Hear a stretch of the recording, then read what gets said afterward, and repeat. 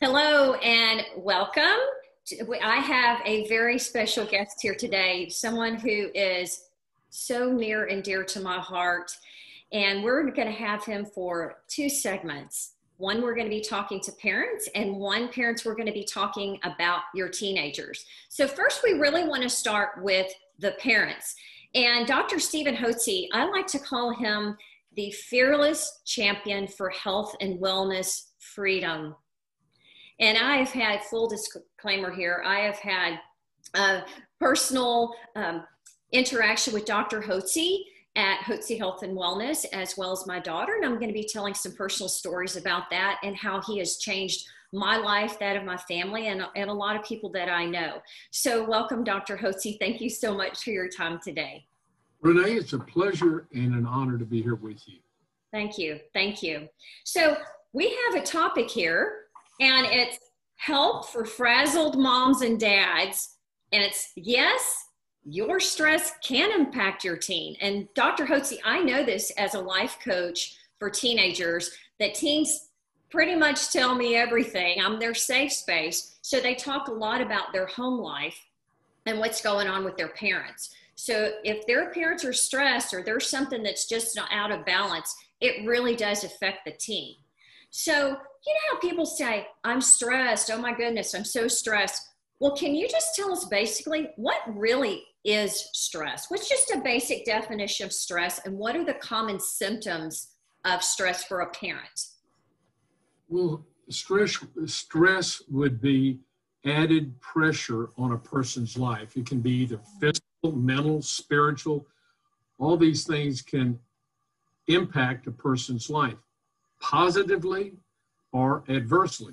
There's good stress and there's bad stress. You know, part of stress of life, you know, for men, we got to get up, go to work, right, make, support our family, take care of our family, take care of our wives, mothers and wives. You know, you've got the stress of raising kids, family, make enough money to support the family, feed the family, clothe the family, try to teach the family and the kids good values, good morals, and you know, when they get into a fix or a bind, we got to get them out of it. And all of us, no matter what our families we wish they were like, every one of us runs into problems and runs into which are experiences that add a burden on our life. And stress is an added burden on your life. As I say, sometimes it's good and bad. Now, in the current situation, many of individuals, many parents under an additional stress, not only have they maybe had adverse effect on their work, there are a lot of people that work, or their businesses, if they own their businesses aren't producing and are as productive as they had been in the past. People that own a restaurant, many of those people are just, some of them are out of business. They could never come back. And so there's a lot of financial stress going on in households. So it's interesting, Dr. HOTZE, you talked about, because I think of stress as like a negative thing. And so to look at that from how you explained it, that it can be a positive motivator.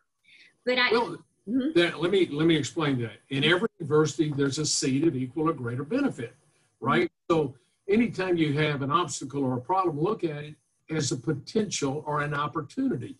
What can I learn for this? How can I become a better person? How can I help other people with this? And look at it as an opportunity to grow. If we're not growing, we're just kind of stagnant.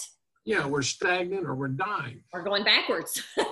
That's right. So you want to grow forward, and you want to begin. And I think the best way, in my opinion, to overcome stress is to first identify what the stress is. Okay, it's having kids at home and having to teach the kids. Okay, why don't we do this? Instead of just worrying about it, why don't we come up with a goal that will help solve the problem? What do we need to do? So I'm a big believer and have been a big believer in goals since I listened to Zig Ziglar back in 1980s. And what you have to do is write out your goal. What do you want to accomplish, whether it's with the kids, whether it's in your business, whether it's in your family life? Write out what your goal is. Next thing you do is write out, what is the benefit of achieving this goal? That's the next thing you write out. Then you write out, who do I need to talk to that could help me with this? Or what do I need to read? What what manuals, what books can I study that would help me achieve this goal?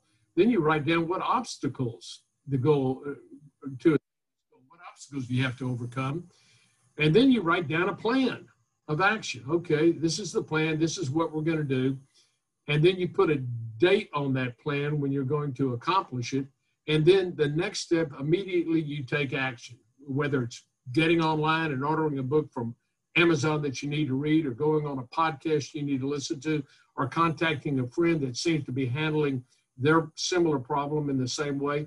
You want to take some kind of action. And my experience is when you take action towards moving towards your goal will all of a sudden start moving toward you. It's really remarkable. You'll sit down. Yeah, you're attracting what you're trying to achieve. You attract. It's happened to me times when I've written out goals and I'll be traveling on an airplane and the guy next to me turns around and we introduce ourselves to each other. Next thing, he's telling me that he's been thinking about the same thing I've been thinking about, or he's in that line of work. And it's really, I call it a providential meeting. I don't think absolutely. I was going to say, in God's plan, there are no accidents. Right. So there are no accidents. absolutely.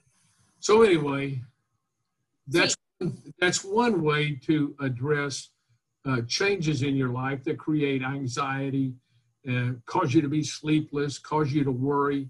We're not given a spirit of fear or of worry, but a power of a sound mind. So Christian, I just believe that, okay, God's brought this into my life. What can I learn from it? And what does he want to teach me? And how can I best overcome this situation or handle it or become a better person through it?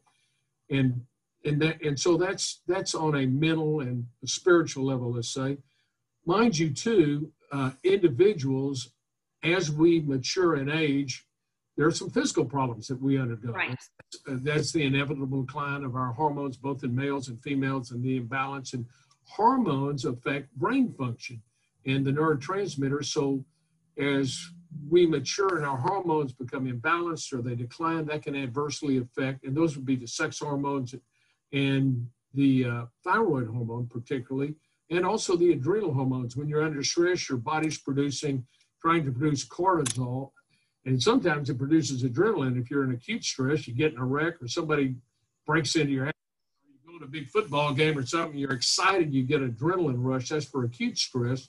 For chronic stress, your body produces cortisol. That's your natural long-term stress hormone. And your body gets under stress, as I mentioned, from having to go to work, financial problems. Maybe you lose a loved one. Maybe there's good friends having a problem, sisters having a problem, kids are having a problem. You're having to raise the kids. You're having to raise your husband. All these things are just difficult, and they cause a lot of stress. If you got chronic illness, for instance, chronic back pain, chronic pain, you've got pain, that's a stress on your body. If you've got recurrent and chronic allergies, that's a stress on the immune system. That's a stress on the adrenal glands, and the adrenal glands become fatigued. So what our experience is that you want to nourish the adrenal glands with good, healthy eating habits. And you want to also nourish it with good vitamins and minerals.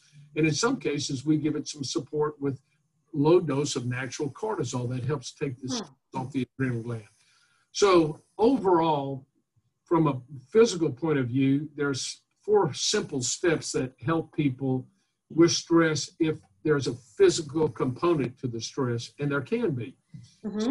We want to have a good, healthy eating lifestyle.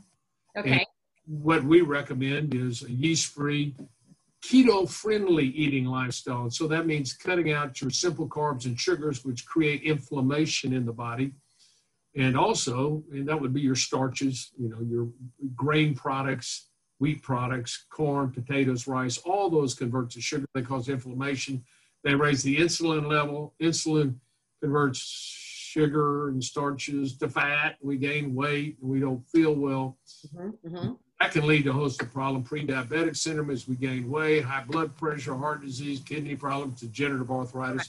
So we want to do everything we can to maintain an ideal body weight. And the first place you start is with your eating habits. Absolutely. I don't ever recommend anybody diet. I just recommend that you adopt healthy eating lifestyles. So what does that mean? Well, have eggs in the morning, for crying out loud. You like butter? Eat butter. Avocados, good nuts, coconut oil, olive oil, fish oil. Hard cheeses have good have good fats in it. You want to put good fats in, they burn slow. They don't give you sugar highs and sugar lows. Have a good salad for dinner. Chop up some, I eat every day. Chop broccoli, chop spinach, chop pecans, olive oil, and balsamic vinegar. I have that day. In the morning, I'll take my vitamins in a smoothie, and the smoothie is real simple. I put water. I have my ladies here at the office put water, ice, some spinach in it, throw in the vitamins, put some stevia in it, grind it up, and I drink a glass every day. It's an easy way to take all my vitamins. So, and then eat good, healthy green vegetables. Put good butter on them, eat a little bit of meat. One thing also I recommend to get down to an ideal body weight is learn how to do intermittent fasting. So maybe you have a smoothie in the morning. I drink a cup of coffee every morning that contains either, we call it bulletproof coffee. Yes. Either a cup of, a tablespoon of coconut oil, a tablespoon of butter, or some whole cream. I add to that with some stevia. And I have a couple of cups in the morning, and that cuts my appetite off. You don't eat the rest of the day and haven't for years, and I'll have a light dinner. And I'm really never hungry when I eat like this because I'm not taking a lot of simple carbs and getting sugar highs, sugar lows, sugar highs, sugar lows. Right. That roller coaster effect. Right. And that adds to stress in your body. So if you simply eat healthy, that can take stress off, the physical stress off your body, which affects you emotionally, mentally as well. The other thing, you want to replenish your hormones if they're declining. And as we age, we have problems with that. Signs and symptoms of low thyroid, even when it doesn't show up on a blood test. People have clinical symptoms of low thyroid. It's not what's in your blood, it's what's in your cells. You can't measure that except by a good clinical history. So can I pause you there about the thyroid? Because I have a personal experience with that, and my daughter as well, thanks to you, is that when people get their blood work done, there are ranges. Right. And I would like for you to speak to that, because I have people go, oh, but the doctor said especially the thyroid, because thyroid can completely mess up all kinds of areas of your life, especially moms. And moms probably that we're talking to that are of the age that have a teenager are going into that perimenopausal, premenopausal age. So could you speak to that thyroid? Because that's so crucial. And women think, oh, I'm just stressed, but maybe there's something underlying there. That's right. Well, first, the signs and symptoms of low thyroid can be one, some, or all of the following symptoms: a decline in energy, fatigue, get a good night's sleep, and you never feel rested. Difficulty with weight is very common, although we do paradoxically see some people who don't thrive and they're very skinny, but routinely it's having a problem with difficulty losing weight, despite what they eat. A cold body temperature, low body temperature, and maybe cold hands, cold feet. Some people are cold all the time. They wear a light sweater during the summer in Houston, and their body temperature's low when they do that. Inability to focus. A lot of individuals describe it as brain fog, mood swings. Maybe you feel discouraged or down and out, or maybe a little depression, or maybe you blow up at things. You get angry quickly, and you just don't. You got these ups and downs, these mood swings that are going on. And everybody wants to kind of hang back and say, this is not the time to be talking to mom right now. She's not in a very good mood. And joint and muscle aches and pains, maybe sluggish bowel function, puffiness, and this would be in women, hair loss. We see that commonly in women when they have low thyroid. They get puffy and they get pale. Loss of romantic moods and inclinations, change in menstrual cycles. Oftentimes women who have low thyroid within their cells, I'm not talking about in the blood, and I'll talk about that in a minute, have had a problem conceiving, or have a problem with taking a baby to full term, or maybe they have menstrual irregularities since they were younger, in their 20s and 30s. And that can all be due to poor energy production within the cells, which is a direct function of thyroid. The thyroid gland in the neck produces thyroid hormones, two thyroid hormones, T4, which is a thyroid molecule with 4 iodine atoms, or T3, an iodine molecule with 3 iodine atoms. T4 is the inactive thyroid. 94% of all the thyroid gland produces is T4, circulates to the blood. 6% is T3. The T4 has to enter your cells. In the cells, you have an enzyme that knocks off one of the iodine atoms, converts it to the active thyroid hormone, T3, which then enters the power plant of the cell, the generator. If you remember from biology, it's called mitochondria, but that produces electrical energy within your cells that is then transmitted to the biochemical processes and causes them to run. You're a bundle of electricity, and what happens, the catalyst for activating the power plant within your cell, the spark plug, is the thyroid hormone, T3. And if you're not making a good conversion of T4 to T3, I don't care how much T4, how much thyroid you have in your blood, you're going to have these symptoms. And my philosophy is, if a person has the clinical symptoms of hypothyroidism, I don't care what the blood tests show me, I'm going to give them a clinical trial rather than putting on antidepressants, anxiety medication, sleep medication. Give them a trial of thyroid, because routinely that will bump up their metabolism. So no longer are they low voltage, but now they become high voltage individuals, and they become live wires again. And that's what you want to do as you mature. You want to be a live wire. You want to have energy, vitality, and enthusiasm for life, right? You don't want to be dragged down with a walking wounded and nearly dead all your life. You want to be excited about being alive. So thyroid is really important. Now, when you go to your physician, they're routinely going to check your thyroid stimulating hormone. That's the hormone from the pituitary gland in your head, little bitty gland that produces hormones that stimulate different endocrine organs to make hormones. One of the molecules that produces is thyroid stimulating hormone. So it's measuring your thyroid in your blood, and if the thyroid is not producing enough thyroid hormone, it makes more thyroid stimulating hormone. It goes up, so it's inversely related to your thyroid. So as your TSH level goes up, that's indicative that you're having a sluggish thyroid problem. And think of the pituitary gland as the jockey. Think of the thyroid stimulating hormone as the whip. Think of the thyroid gland as the horse. So if the horse is not running fast, the jockey's going to whip it with the whip, which is TSH, thyroid stimulating hormone. Now, when the lab companies look at thyroid stimulating hormone, they do a lab test, and they take the last 1,000 tests, which happen overnight, and they get a mean or an average, and then they use a statistical term, 2 standard deviations, which is the bell-shaped curve. That encompasses 95% of the population. 95% of the people that get their thyroid hormone tested fall within this wide range of normal. It's as tall as the Empire State Building or wide as the Grand Canyon. And so you could have been up here when you were younger. Now you're down at the bottom level. I even have people that have told me, guests of ours here at the Health and Wellness Center have told me, my doctor said it was low, but not low enough to treat. Well, it's kind of like a drowning person going, I'm drowning, but the lifeguard doesn't jump in until they go under. Well, my philosophy is, if you have the signs and symptoms of low thyroid, then you can address that with supplemental thyroid. And we use natural thyroid. We don't use the synthetic, we use the natural thyroid.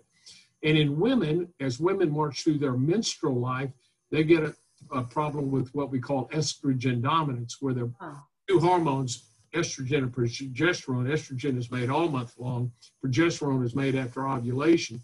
And if there's not a good balance there, then estrogen dominates, and that adversely affects the cell's ability to assimilate thyroid hormone. So it's always been to try to treat the body with natural approaches and let the body heal itself. God's given the body amazing restorative capacity. We call it the innate regenerative process. And if you put the right molecules in your body, the right foods, the right nutrients, the right hormones back in your body, that decline inevitably as you age. It happens in men too. Testosterone levels go down. Men don't like to hear that, but it's just fact. By the time they're 40, their testosterone levels about half what it was when they were in their early 20s. At their prime, at 50, it's about a third. At 60, it's about a quarter.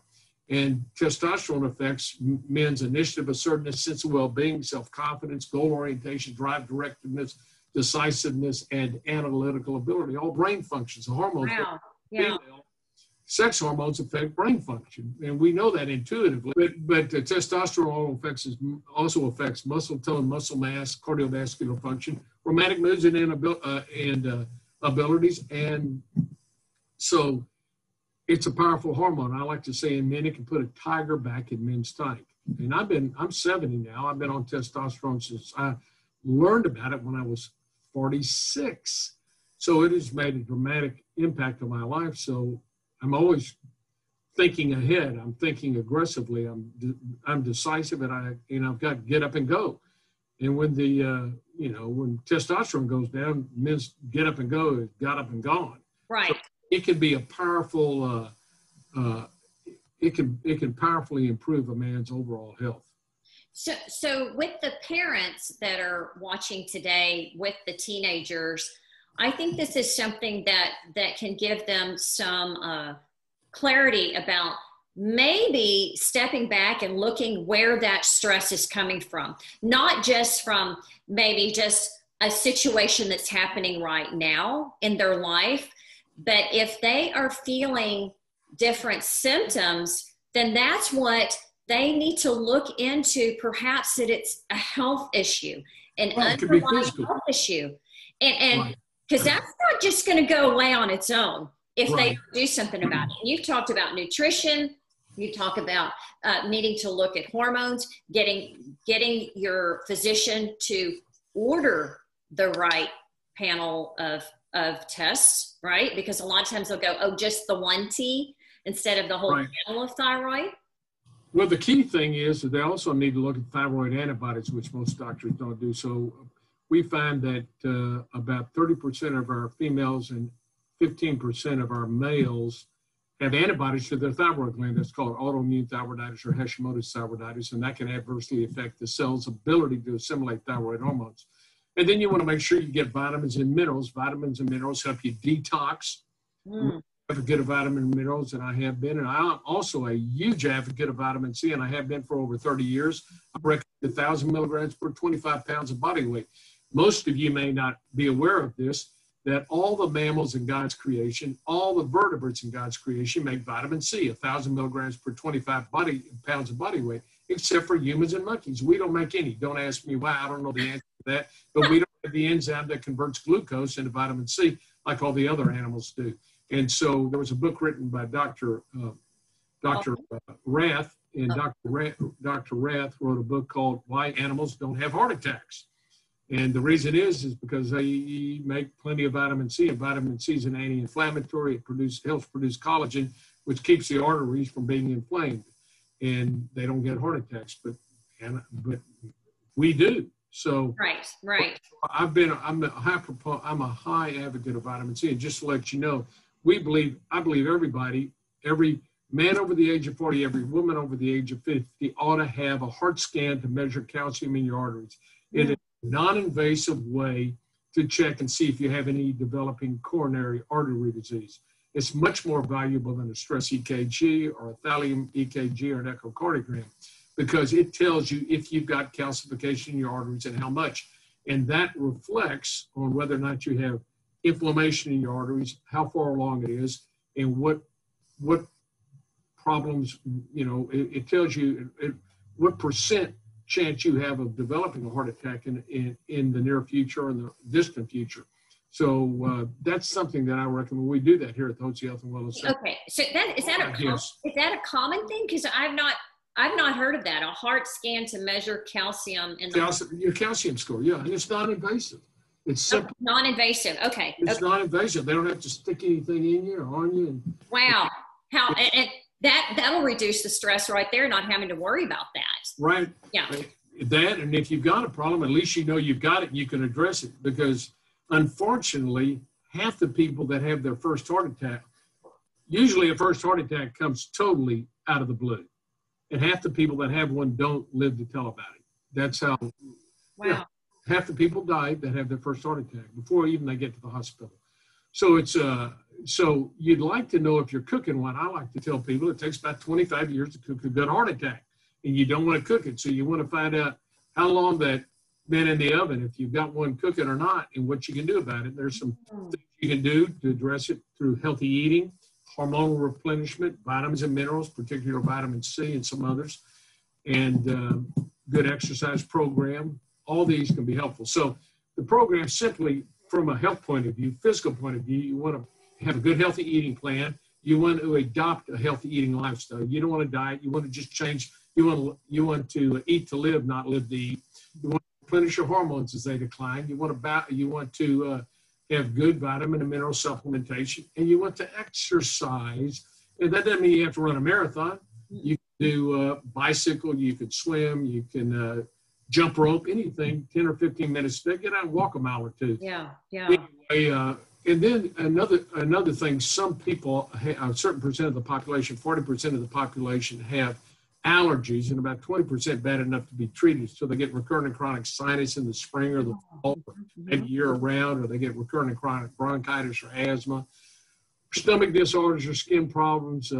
Allergies can cause a host of health problems, both airborne and food allergies. Of course, the airborne allergens are weed, tree, and grass pollens, dust mite, mold, spore, and animal dangers. And some of these are seasonal. Those would be the weed pollens, tree pollens, and grass pollens. But the mold is year-round and used because of our wet, humid climate. Animal dangers, of course, you can have that in your home. Dust mites are in the bedroom. Right. So all these can cause, those are airborne allergens. Foods can cause problems as well. Wheat, corn, egg, milk, yeast, soybean are the big six because they're in all the common foods that are made by the food companies, and all the disposable food you buy in packages contains these various products. So they can cause problems too. They can cause a host of problems. And here's what happened with allergies. When your body reacts to allergens, either airborne or food, your cells in your body called mast cells that line the mucosa of your nasopharynx and your bronchial tubes, as well as in the esophagus, rupture and secrete histamine. That's why you take an antihistamine, right? Histamine can be released, and it's reactive on the brain. Didn't know that. It's a neurotoxin on the brain, and it can stimulate and cause you to be befuddled or think or not be able to think clearly. Or kids, it can cause them to have ADD and just not be able to focus. And of course, most kids, as you well know, folks, despite the fact that you try to get them to eat healthy, they're going to eat all kinds of junk and sugar and all these food colorings and dyes and all this stuff. It can be dramatic on your kids. It's amazing. And I want to talk about a little bit, just kind of circling back around. You talked about nutrition, supplementation, bioidentical hormones, right, and also for exercise. And as a health coach, we like to call it movement. Sounds a little less. There you go. Sounds a little less than a 4-letter word like exercise does. Right. So Dr. Hotze has this book, Hotze Optimal Eating Program, and it's a great book, and it has recipes, and they're really delicious. It's very easy to follow. And I will tell you, Dr. Hotze, when I did this, the yeast-free diet, and it is a lifestyle. It's not like a diet, any kind of a fad. And when I did this and my daughter, we both independent of each other have said, wow, I think that's the best I've ever felt. And for anybody that wanted to feel good and also to lose weight, you cannot help but lose weight on this because it just gets rid of the stuff that doesn't need to be there, quite honestly. So it's just a super affordable book. And I've told my clients, my moms of the kids that I coach, to go ahead and get this, and they can just order it right off your website, because that would be a really good start for them. Right. To know, and there's charts and just good tangible information that anybody could pick up. So I wanted to mention that. And I think that's great. And the bioidentical hormones, I will say that you do have a pharmacy within the Hotze Health and Wellness. Right. And that if someone has, because people are going to be watching from all over the United States, if someone has a doctor that doctors can prescribe the bioidentical. Don't let them think that they can't, because they may not want to, but they can. And so if you cannot find a pharmacy within your area, they can send that prescription to you. Is that correct? Am I correct in that? Exactly. And the pharmacy is Physicians Preference Pharmacy International. And we compound our own hormones here. And listen, compounding pharmacies are not all the same. And we pride ourselves, no, they're not, because everyone compounds their own. So they have compounding techs, and we make sure that the reason I started the pharmacy here is because we had such varying results from different pharmacies. I wanted to make sure that we had the highest quality products available. And so we're one of the just slightly over 300 pharmacies, compounding pharmacies nationwide that are part of the Compound Pharmacy Certification Board. We've been certified out of 20,000 compounding pharmacies. Most of them can't do it because they can't afford the certification because it requires a lot of testing every month to prove that your products are what they say they are. And so we've tested other pharmacies in the general area, 7 of them, and we found that what they represented as being in their compounded products were way off, and it was just frightening. We're plus or minus 5%. Trade name drugs, the FDA requires plus or minus 10%. Generic drugs, plus or minus 20%. So we want to make sure we have the highest quality products available for our guests because they're standardized. And we have all our staff, our technicians. We have a compounding pharmacy that runs that lab specifically. We have 6 pharmacists on staff. We have that just specializes in the compounding aspect and oversees all the compounding technicians to make sure. And then we send this off for additional testing beyond what we're required to do by the Compounding Accreditation Board to make sure that we have the best products. And that way, because you're not going to do any better than the quality of the products you receive. So if somebody's getting a bioidentical hormone, they're not doing well, they go, oh, it doesn't work. It may be the fact that what you're receiving is not what it says on the label because the compounding technician just isn't performing the task right. Could you list those, Dr. Hotze? Could you list, because some people might just think progesterone, you know, like bioidentical. Can you list the different ones that they could potentially get from your pharmacy? Right. We use natural progesterone. We use natural estrogen. It's called bi-estrogen. It's estriol and estradiol. There are 3 female hormones, three female estrogens, estriol, estradiol, estrone. So we use estriol and estradiol. They're the safest to use, and they very helpful, obviously, when women go through the change of life and get the hot flashes, mood swings, fluid retention. They get night sweats, vaginal dryness, a whole host of symptoms that are associated. And those of you that have gone through that know what I mean. But we can take people through that with natural bias. We also have natural testosterone. Okay, so the men can actually get their prescription filled from you as well. Okay. Right, and even women make a little bit of testosterone, and you may find it interesting. It's a little as a side note. The way God planned it, they have a boost of testosterone that they produce from their ovaries on the day they ovulate. Wow. And the reason is because it increased. God knew they wouldn't have any desires for that old guy unless that old boy's looking pretty good today.